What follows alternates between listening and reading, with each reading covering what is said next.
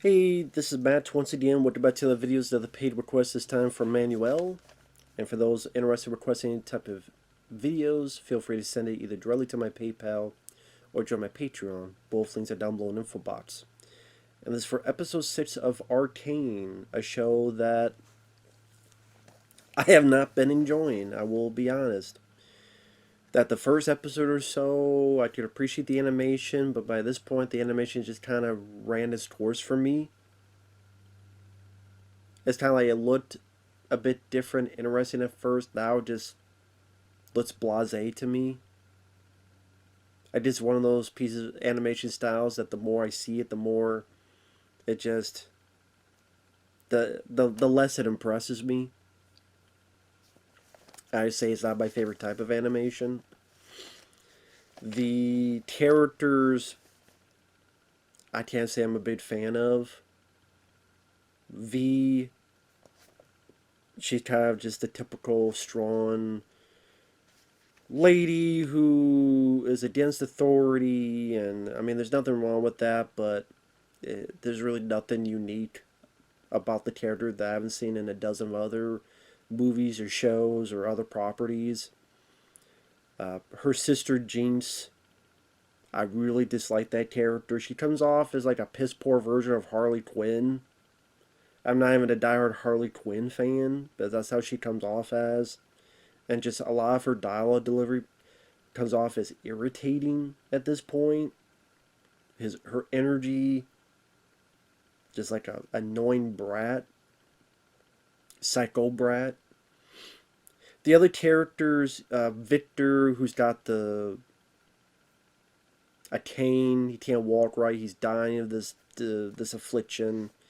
We see a flashback of him finding the scientist when he was a kid who had this rare mutated lizard. I don't know if later on we'll see who the scientist was, but he had found this shimmer, which is kind of the magic part of this whole world. This creature's dying, he's trying to stop it. And Victor in the present day is dying, so he's trying to deal with this shimmer magic thing to find the key to cure his affliction. And then you have the other guy, and I keep forgetting his damn name. Did I write it down this time? Wannabe Matt Damon, I keep calling him.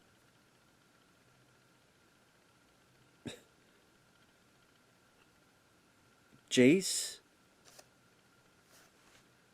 Yeah, I think Jace was his name, I believe. He's a guy who, earlier in the show, his family name was being threatened to be kicked out of the rich people's land. But then, with the help of Victor, they dealt with this shimmer magic thing, and it helped the rich people, and he able to get a seat at the council. Like, I give a shit. It's just, this character just brings nothing in terms of charisma or intrigue of his character. And just the voice performance, again, it's like we couldn't get Matt Damon, so we got a wannabe Matt Damon. And he just acted like a bitch. He cries, he whines, he lies on his woman's thighs and doesn't lick the thighs or get between the thighs. There's nothing I could do. Then cry me a river. Keep crying the river on your woman's thighs. And their part of the story is pretty much he's now adamant to try to help Victor. And in order to do that, they need to get this other little guy, Heimdiner, who looks like a little Furby. Remember those Furbies back in the day? He looks like that. So he's able to get him voted out of the council. Because he wants this device destroyed. But it's like, no, we need to do this to save Victor. Of course, we already know this is going to bite him on the ass. That's another thing. It becomes it's a fairly predictable show. I never played League of Legends, never played the game, so I have no in and out knowledge of that game. There's no, oh, I'm partial, none of that. Complete utter noob on that game. So as a show, it just comes off, like I said, the one unpredictable thing, to be fair, was when the other characters got killed early on from that, because Jinx was an idiot. So I can't say it's totally predictable. I'd be lying. It's just that a lot of the bigger scheme of things, the rich people, the poor people, the character turned to the dark side,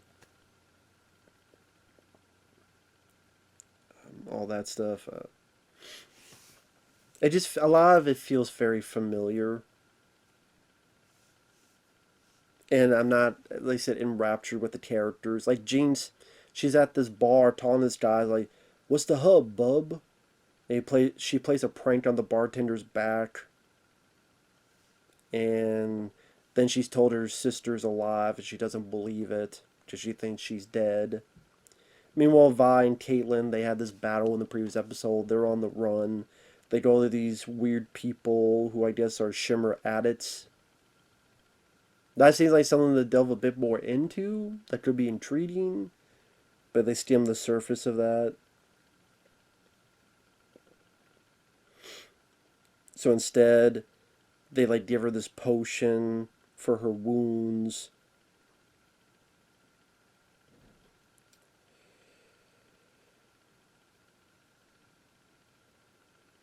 The bad guy Silco finds them. V hits this beam and it crashes everything down and traps Silco, almost kills him. Jinx finds her. Now, it seems like logically, from what we've seen before, she should be a lot more violent against her, a lot more angry towards her. Because, like, she would visualize her and, like, I'm going to beat her high score in this game, and I'm going to have these really violent acts of anger and vengeance. So it seems like she's just gearing up to kill her sister if she ever sees her again.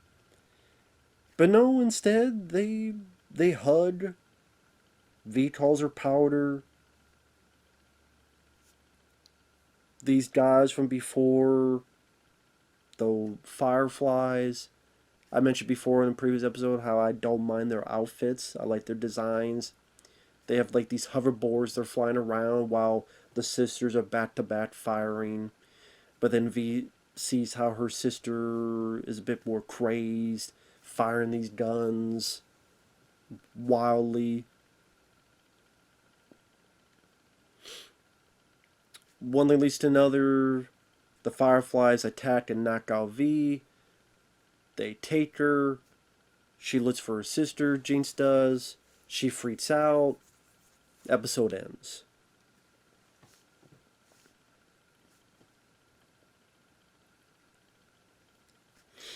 So again, it's like we're building up this whole thing where she's ready to kill her sister. She has these violent thoughts when she thinks of her sister.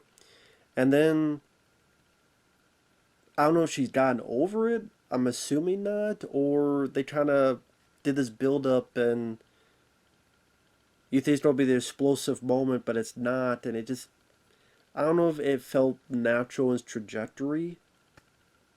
Was that just this way to show, see, man, it's not predictable?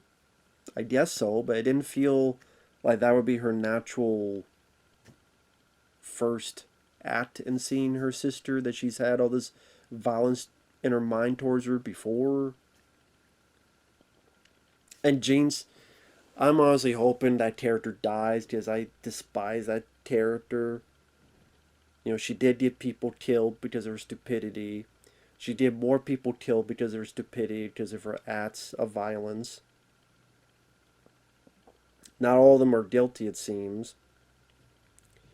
Victor, I don't care whether he lives or dies, because I don't think the show's really told me to give a whole lot of shit whether that guy lives or dies. Silco, I still don't get why he cares about this Jinx lady so much. To put so much of his other parts of his regime in peril. Like I said, the animation, it just something about it. I mean, again, the first episode, okay, it's a bit different, but I don't know how you describe it. I'm not good at those type of terminology.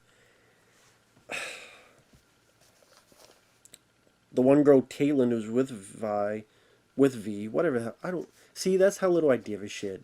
You don't even know her name. You're right, because I don't care. V, Viagra, Bidmenon. I don't give a shit.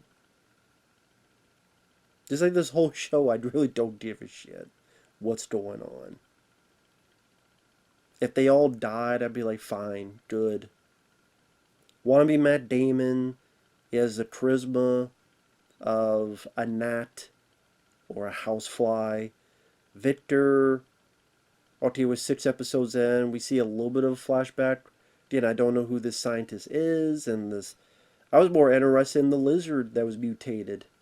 I was more interested in what happened to that creature.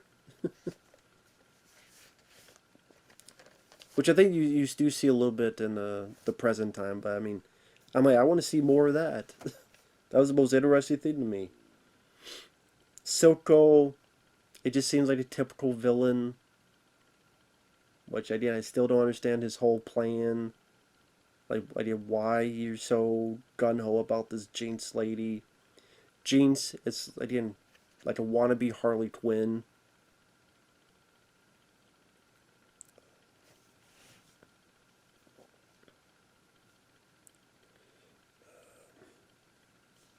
Yeah. Not for me, obviously. If it is for people out there, that's fine. It's not for me. But thank you once again, Manuel. I appreciate it. Take care, everyone. Fud jeans up her ass. And we'll see you guys later. Bye-bye.